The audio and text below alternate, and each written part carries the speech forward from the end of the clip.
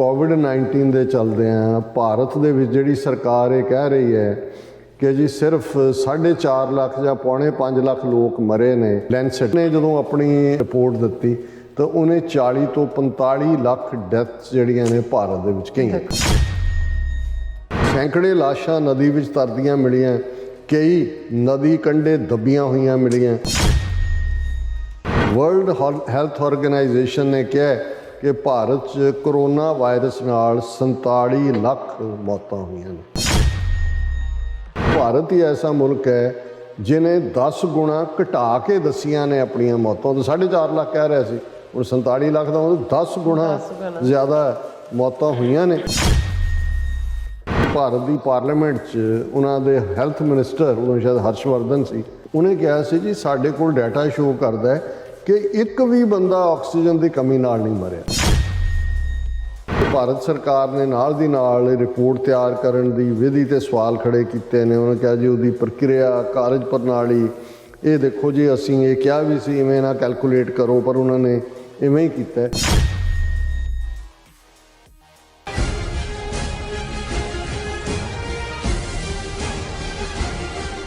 ਦਰਸ਼ਕੋ, break ਤੋਂ ਬਾਅਦ ਆਪਾਂ ਤੁਹਾਨੂੰ ਸਭ ਨੂੰ ਜੀ ਆਇਆਂ ਕਹਿੰਦੇ ਹਾਂ। ਸੋ ਗੱਲਬਾਤ ਕਰਾਂਗੇ ਕਿ ਯੂਨਾਈਟਿਡ ਨੇਸ਼ਨਸ ਨਾਲ ਸੰਬੰਧਿਤ ਸੰਸਥਾ ਵਰਲਡ ਹੈਲਥ ਆਰਗੇਨਾਈਜੇਸ਼ਨ ਨੇ ਕਿਹਾ ਹੈ ਕਿ ਕਰੋਨਾ ਮਹਾਮਾਰੀ ਕਾਰਨ ਹੁਣ ਤੱਕ ਦੁਨੀਆ ਵਿੱਚ 1.5 ਕਰੋੜ ਦੇ ਕਰੀਬ ਲੋਕ ਮਰ ਚੁੱਕੇ ਹਨ। ਇਹਨਾਂ ਵਿੱਚੋਂ 47 ਲੱਖ ਮੌਤਾਂ ਸਿਰਫ ਭਾਰਤ ਵਿੱਚ ਹੀ ਹੋਈਆਂ ਨੇ। ਯਾਦ ਰਹੇ, ਭਾਰਤ ਸਰਕਾਰ ਨੇ ਸਿਰਫ 4.5 ਲੱਖ ਲੋਕਾਂ ਦੀਆਂ ਮੌਤਾਂ ਹੋਣਾ ਹੀ ਕਬੂਲਿਆ ਹੈ। ਸੋ WHO ਦੀ ਰਿਪੋਰਟ ਨੇ ਭਾਰਤ ਨੂੰ ਕੱਚਿਆਂ ਲਾ ਦਿੱਤਾ। ਸੋ ਇਸ ਬਾਰੇ ਆਪਾਂ ਗੱਲਬਾਤ ਕਰਨ ਜਾ ਰਹੇ ਹਾਂ। ਸੋ ਅਸੀਂ ਚਾਹਾਂਗੇ ਕਿ ਤੁਸੀਂ ਇਸੇ ਤਰ੍ਹਾਂ ਬਣੇ ਰਹਿਣਾ। ਦੇਖਣ, ਸੁਣਨੇ, ਲਿਖਣ ਲਈ ਤੁਹਾਡਾ ਸਭ ਦਾ ਬਹੁਤ ਬਹੁਤ ਧੰਨਵਾਦ ਜੀ। ਡਾਕਟਰ ਸਾਹਿਬ, ਕੀ ਵਿਚਾਰਾਂ ਨੇ? ਦੇਖੋ, ਜਦੋਂ ਅਸੀਂ ਅਕਸਰ ਭਾਰਤ ਦੇ ਚਾਣਕਿਆ ਜਾਂ ਸ਼ੰਕਰਾ ਜਾਂ ਉਹਨਾਂ ਦੇ ਹੋਰ ਜਿਹੜੇ ਤੌਰ ਤਰੀਕੇ ਨੇ ਸਦੀਆਂ ਤੋਂ ਜਾਂ ਮਿਲੇਨੀਅਮਸ ਤੋਂ, ਕਿਉਂਕਿ ਰਿਗਵੇਦ 3500 ਸਾਲ ਪੁਰਾਣਾ ਹੈ ਔਰ ਬਹੁਤ ਕੁਛ ਉੱਥੋਂ ਬ੍ਰਾਹਮਣਵਾਦ, ਜਿਹਨੂੰ ਅੱਜ ਹਿੰਦੂਤਵਾ ਕਿਹਾ ਜਾਂਦਾ ਹੈ, ਉਸ ਵਿਚਾਰਧਾਰਾ ਦੀ ਸ਼ੁਰੂਆਤ ਹੁੰਦੀ ਹੈ। ਅਤੇ ਅਸੀਂ ਜਦੋਂ ਇਹ ਕਹਿੰਦੇ ਹਾਂ ਕਿ ਚਾਣਕਿਆ ਹੋਏ ਜਾਂ ਇਹ ਸਿਲਕ ਦੇ ਇਹਨਾਂ ਦੇ ਬਾਕੀ ਜਿੰਨੇ ਵੀ ਤੁਸੀਂ ਪੁਰਾਣ ਦੇਖੋਗੇ ਔਰ ਇਨਕਲੂਡਿੰਗ ਕਿ ਕਿਸ ਲੈਵਲ ਦੇ ਝੂਠ, ਈਵਨ ਮਹਾਭਾਰਤ, ਹੁਣ ਮਹਾਭਾਰਤ ਦੇ ਵਿੱਚ ਬੇਸ਼ੱਕ ਗੀਤਾ ਉਸ ਦਾ ਇੱਕ ਹਿੱਸਾ ਹੈ, ਉਸ ਦੇ ਵਿੱਚ ਡਾਇਲੋਗ ਔਰ ਡਿਸਕਸ਼ਨ ਹੈ, ਕਿਉਂਕਿ 18 ਉਸ ਦੇ ਜਿਹੜੇ ਚੈਪਟਰ ਨੇ ਉਹ ਅਰਜਨ ਔਰ ਕ੍ਰਿਸ਼ਨ ਦੇ ਸਵਾਲ ਜਵਾਬ ਨੇ।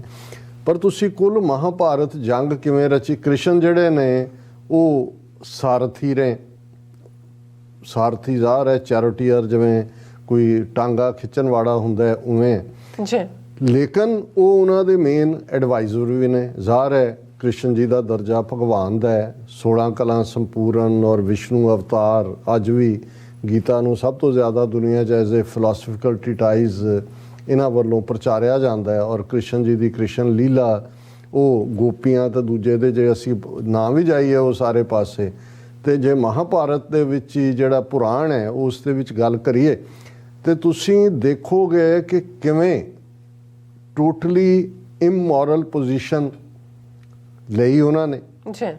ਜਿੱਥੇ ਫਸ ਗਏ ਕਿਤੇ, ਉੱਥੇ ਉਹਨਾਂ ਨੇ ਆ ਕੇ ਉਹਨਾਂ ਦੀ ਐਡਵਾਈਸ ਲਈ। ਉਹਨਾਂ ਨੇ ਐਡਵਾਈਸ ਉਹ ਦਿੱਤੀ ਜਿਹਦੇ ਥੱਲੇ ਤੁਸੀਂ ਜ਼ਬਾਨੀ ਕਲਾਮੀ ਇਵੇਂ ਹੀ ਕਰ ਰਹੇ ਸੀ ਜਿਵੇਂ ਕਿਹਾ ਗਿਆ, ਪਰ ਤੁਸੀਂ ਬੇਈਮਾਨੀ ਨਾਲ ਚੀਟ ਕਰ ਰਹੇ ਸੀ।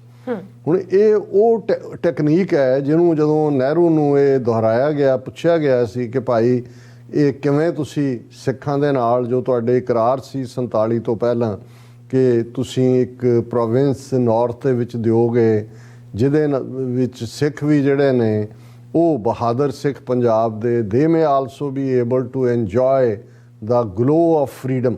ਅਤੇ ਉਹਨਾਂ ਦਾ ਕੀ ਬਣਿਆ? ਅਤੇ ਉਹ ਨਹਿਰੂ ਨੇ ਇਹ ਕਿਹਾ ਸੀ ਕਿ ਬਾਤ ਐਸੀ ਕੀਜੀਏ ਹਰ ਬਾਤ ਕੇ 100 ਪਹਿਲੂ ਹੋਂ, ਕੋਈ ਪਹਿਲੂ ਤੋਂ ਰਹੇ ਬਾਤ ਬਦਲਨੇ ਕੇ ਲਈ। ਕਿ ਵੀ ਤੁਸੀਂ 100 ਨੁਕਰਾਂ ਵਾਲੀ ਗੱਲ ਕਰੋ, ਜਦੋਂ ਤੁਸੀਂ ਮੁਕਰਨਾ ਉਹ ਜਿਹੜਾ ਮਰਜ਼ੀ ਕੁਝ ਨਹੀਂ, ਮੈਨੇ ਐਸਾ ਤਾਂ ਨਹੀਂ ਕਹਾ ਥਾ, ਮੇਰਾ ਮਤਲਬ ਇਹ ਤਾਂ ਨਹੀਂ ਥਾ, ਹੁਣ ਤੁਸੀਂ ਉਹਨੂੰ ਬਦਲਣਾ ਹੀ ਹੈ। ਤਾਂ ਪੰਜਾਬੀ ਵਾਲੇ ਸਾਡੇ ਕਹਿੰਦੇ ਨੇ ਮਰ ਗਏ ਤੇ ਮੁੱਕਰ ਗਏ ਦਾ ਕੀ ਹੈ, ਉੱਥੇ ਤੁਸੀਂ ਕੀ ਕਰ ਸਕਦੇ ਹੋ।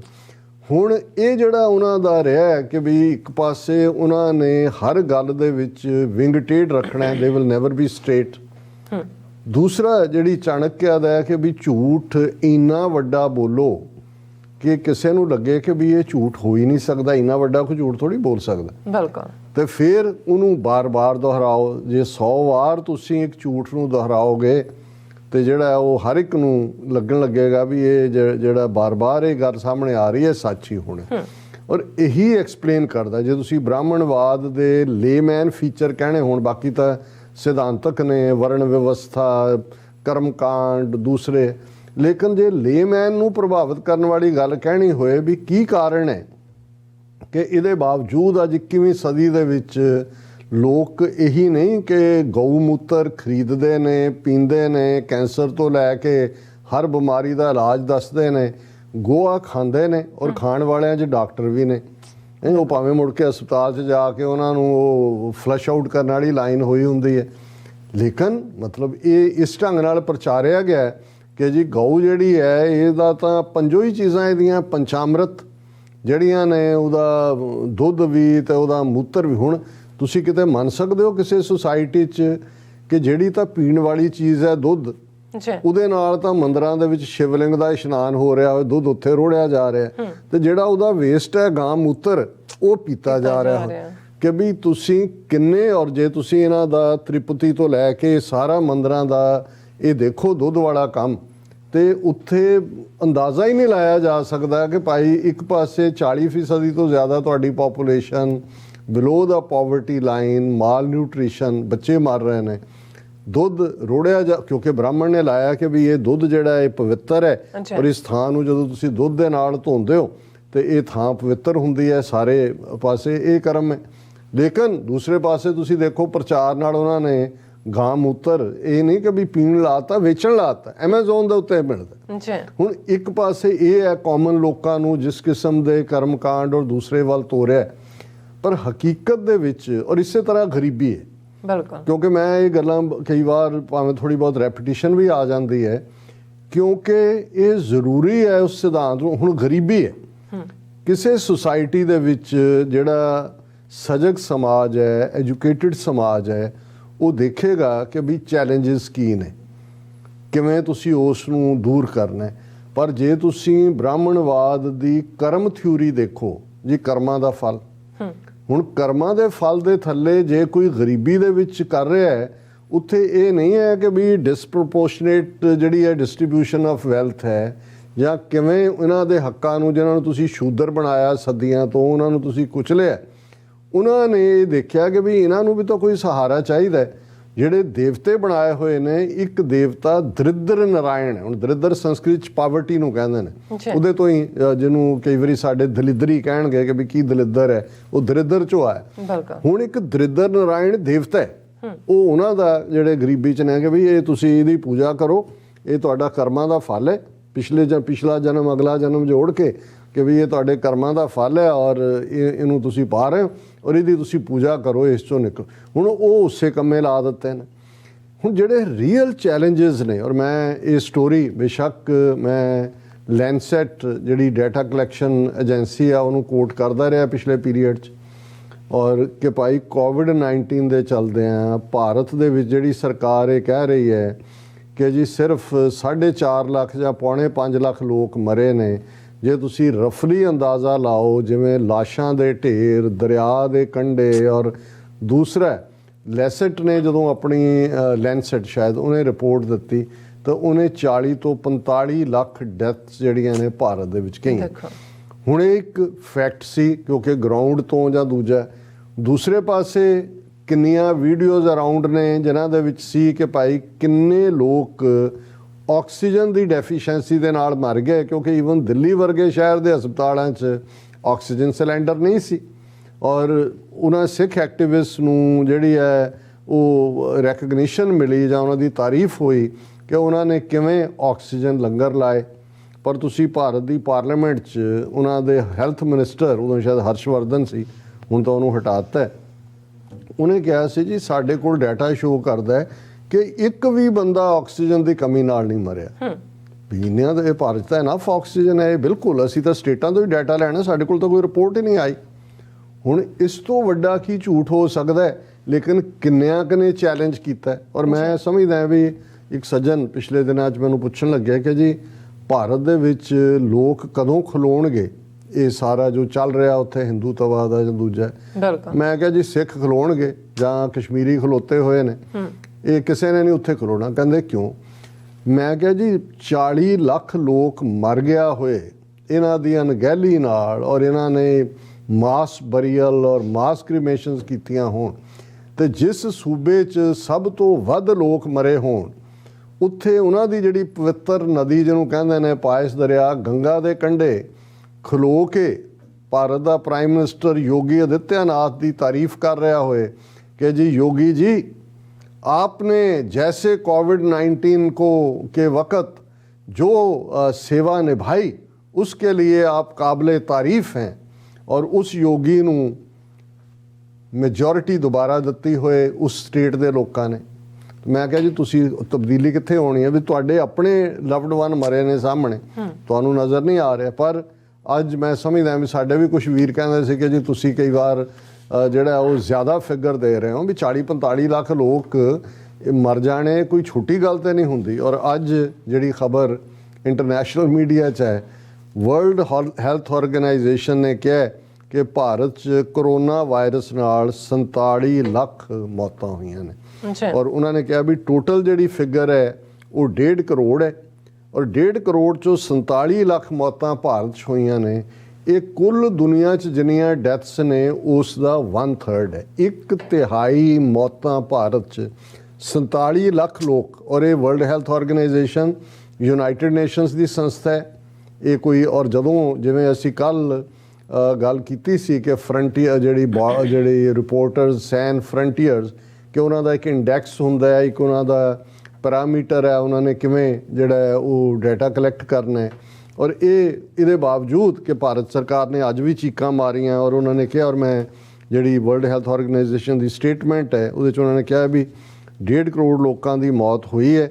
ਔਰ ਇਹ ਜਿਹੜਾ ਭਾਰਤ ਦੇ ਵਿੱਚ ਜਿਹੜੀਆਂ ਨੇ ਉਹ ਇੰਨੇ ਜਿਹੜੀਆਂ ਨੇ ਉਹ ਮੌਤਾਂ ਹੋਈਆਂ ਨੇ, 47 ਲੱਖ ਦੀ ਫਿਗਰ ਭਾਰਤ ਦੀ ਹੈ। ਔਰ ਇਹ ਉਹਨਾਂ ਨੇ ਕਿਹਾ ਵੀ ਭਾਰਤ ਦੀ ਜਿਹੜੀ ਗਿਣਤੀ ਆ ਉਹ 1/3 ਹੈ। ਤੇ ਭਾਰਤ ਸਰਕਾਰ ਨੇ ਨਾਲ ਦੀ ਨਾਲ ਰਿਪੋਰਟ ਤਿਆਰ ਕਰਨ ਦੀ ਵਿਧੀ ਤੇ ਸਵਾਲ ਖੜੇ ਕੀਤੇ ਨੇ। ਉਹਨਾਂ ਕਿਹਾ ਜੀ ਉਹਦੀ ਪ੍ਰਕਿਰਿਆ, ਕਾਰਜ ਪ੍ਰਣਾਲੀ, ਇਹ ਦੇਖੋ ਜੀ ਅਸੀਂ ਇਹ ਕਿਹਾ ਵੀ ਸੀ ਇਵੇਂ ਨਾ ਕੈਲਕੂਲੇਟ ਕਰੋ, ਪਰ ਉਹਨਾਂ ਨੇ ਇਵੇਂ ਹੀ ਕੀਤਾ।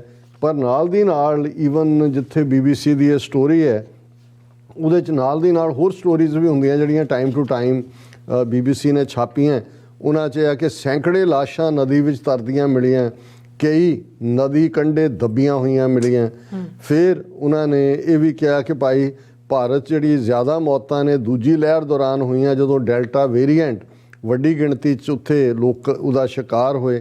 ਔਰ ਇਸ ਸਾਰੇ ਦੇ ਚਲਦਿਆਂ ਫਿਰ ਇੱਕ ਹੈ ਕਿ ਇੱਕ ਤਸਵੀਰ ਉਹਨਾਂ ਨੇ ਦਿੱਤੀ ਹੈ ਕਿ ਇਲਾਹਾਬਾਦ ਵਿੱਚ ਗੰਗਾ ਨਦੀ ਕੰਢੇ ਮ੍ਰਿਤਕਾਂ ਦਾ ਸੰਸਕਾਰ ਦੀ ਪੁਰਾਣੀ ਤਸਵੀਰ। ਔਰ ਕਰਪਸ਼ਨ ਲੈਵਲ ਇਹ ਸੀ ਕਿ ਸ਼ਮਸ਼ਾਨ ਘਾਟ 'ਚ ਪਹੁੰਚੇ ਲੋਕਾਂ ਨੂੰ ਵੀ ਕਿ ਭਾਈ ਉਹਨਾਂ ਦਾ ਮਰਿਆ ਪਿਆਰਾ ਜਿਹੜਾ ਉਹਦਾ ਹੋ ਜਾ, ਉਹਦੇ ਲਈ ਵੀ ਉਹ ਰਿਸ਼ਵਤ ਦੇ ਰਿਹਾ ਸੀ। ਫਿਰ ਉਹਨਾਂ ਨੇ ਜਿਹੜੀ ਇਹ ਕਿਹਾ ਕਿ ਵਰਲਡ ਹੈਲਥ ਆਰਗੇਨਾਈਜੇਸ਼ਨ ਨੇ, ਉਹਨਾਂ ਨੇ ਮਹਾਮਾਰੀ ਤੋਂ ਪਹਿਲਾਂ ਇਹ ਸਾਰੇ ਨੂੰ ਪਹਿਲਾਂ ਕਿੰਨੇ ਲੋਕ ਮਰਦੇ ਸੀ, ਉਸ ਖੇਤਰ 'ਚ ਕਿੰਨੇ ਲੋਕ ਮਰੇ, ਔਰ ਇਸ ਸਾਰੇ ਦੇ ਵਿੱਚ ਹੋਰ ਕੀ ਹੈ।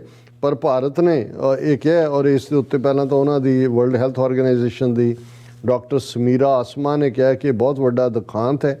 ਉਹਨਾਂ ਨੇ ਕਿਹਾ ਵੀ ਭਾਵੇਂ ਇਹ ਗਿਣਤੀ ਜਿਹੜੀ ਹੈ ਬੜੀ ਹੈਰਾਨ ਕਰਨ ਵਾਲੀ ਹੈ, ਪਰ ਅਸੀਂ ਸਮਝਦੇ ਹਾਂ ਵੀ ਜਿਨ੍ਹਾਂ ਨੇ ਆਪਣੀਆਂ ਜਾਨਾਂ ਗਵਾ ਦਿੱਤੀਆਂ, ਘੱਟੋ ਘੱਟ ਉਹਨਾਂ ਨੂੰ ਅਸੀਂ ਕਾਊਂਟ ਤਾਂ ਕਰੀਏ। ਜੇ ਅਸੀਂ ਮੰਨਣ ਨੂੰ ਹੀ ਤਿਆਰ ਨਹੀਂ ਤੇ ਅਸੀਂ ਉਹਨਾਂ ਦਾ ਅਪਮਾਨ ਕਰ ਰਹੇ ਹਾਂ। ਔਰ ਇਹਦੇ ਲਈ ਸਾਨੂੰ ਜਿਹੜਾ ਅਸੀਂ ਮਰਨ ਵਾਲਿਆਂ ਦੀ ਗਿਣਤੀ ਨਹੀਂ ਕਰਦੇ ਤੇ ਅਸੀਂ ਅਗਲੀ ਵਾਰ ਬਿਹਤਰ ਤਿਆਰੀ ਦੇ ਲਈ ਤਿਆਰ ਨਹੀਂ ਹੋ ਸਕਦੇ। ਔਰ ਉਹਨਾਂ ਨੇ ਕਿਹਾ ਵੀ ਭਾਰਤ ਤੋਂ ਬਾਅਦ ਜਿਹੜਾ ਸਭ ਤੋਂ ਜ਼ਿਆਦਾ ਮੌਤਾਂ ਜਿਵੇਂ 1/3 ਭਾਰਤ 'ਚ ਹੋਈਆਂ ਨੇ, ਫਿਰ ਰੂਸ ਦੇ ਵਿੱਚ, ਇੰਡੋਨੇਸ਼ੀਆ, ਅਮਰੀਕਾ, ਬ੍ਰਾਜ਼ੀਲ, ਮੈਕਸੀਕੋ ਤੇ ਪੇਰੂ ਵਰਗੇ ਮੁਲਕ ਸ਼ਾਮਲ ਨੇ। ਔਰ ਇਹ ਉਹਨਾਂ ਨੇ ਕਿਹਾ ਵੀ ਇਹ ਭਾਰਤ ਹੀ ਐਸਾ ਮੁਲਕ ਹੈ ਜਿਹਨੇ 10 ਗੁਣਾ ਘਟਾ ਕੇ ਦੱਸੀਆਂ ਨੇ ਆਪਣੀਆਂ ਮੌਤਾਂ। ਤੋਂ 4.5 ਲੱਖ ਕਹਿ ਰਿਹਾ ਸੀ, ਹੁਣ 47 ਲੱਖ ਦਾ ਮਤਲਬ 10 ਗੁਣਾ ਜ਼ਿਆਦਾ ਮੌਤਾਂ ਹੋਈਆਂ ਨੇ। ਔਰ ਇਹ ਜਿਹੜਾ ਭਾਰਤ ਨੇ ਕਿਹਾ ਕਿ ਜੀ ਦੇਖੋ ਇਹਦੇ 'ਚ ਹੋਰ ਜਿਹੜੀਆਂ ਬਿਮਾਰੀਆਂ ਨਾਲ ਇਸ ਪੀਰੀਅਡ ਦੇ ਵਿੱਚ ਮੌਤਾਂ ਹੋਈਆਂ ਉਹ ਵੀ ਉਹਦੇ 'ਚ ਉਹ ਉਹਨਾਂ ਨੇ ਬਿਲਕੁਲ ਸਾਫ਼ ਕੀਤਾ ਹੈ ਕਿ ਭਾਈ ਅਸੀਂ ਇੱਕ ਬੜਾ ਸ਼ਫਾਕ ਟਰਾਂਸਪੇਰੈਂਟ ਇੱਕ ਮੈਥਡੋਲੋਜੀ ਇਸਤੇਮਾਲ ਕੀਤੀ। ਔਰ ਉਹਦੇ 'ਚੋਂ ਇਹੀ ਸਾਹਮਣੇ ਆਇਆ ਹੈ ਕਿ 47 ਲੱਖ ਲੋਕ ਭਾਰਤ ਦੇ ਵਿੱਚ, ਤੁਸੀਂ ਅੰਦਾਜ਼ਾ ਲਾਓ, 1.5 ਕਰੋੜ, ਜੀ, ਔਰ ਉਹੀ ਮੋਦੀ, ਜੈ ਜੈਕਾਰ ਮੋਦੀ ਦੀ, ਔਰ ਉਹੀ ਯੋਗੀ ਆਦਿੱਤਿਆਨਾਥ ਜਿਹਦੇ ਸੂਬੇ 'ਚ ਸਭ ਤੋਂ ਵੱਧ ਮਰੇ। ਹੁਣ ਉਸ ਜੇ ਇੱਥੋਂ ਤੱਕ ਜਦੋਂ ਤੁਸੀਂ ਆਪਣੇ ਗਵਾਏ ਨੇ, ਆਪਣੇ ਘਰਾਂ ਦੇ ਜੀ ਗਵਾਏ ਨੇ, ਤੇ ਤੁਸੀਂ ਇਹ ਸਮਝ ਨਹੀਂ ਸਕਦੇ, ਕਿ ਸਮਝ ਨਹੀਂ ਸਕੇ ਕੀ ਹੈ।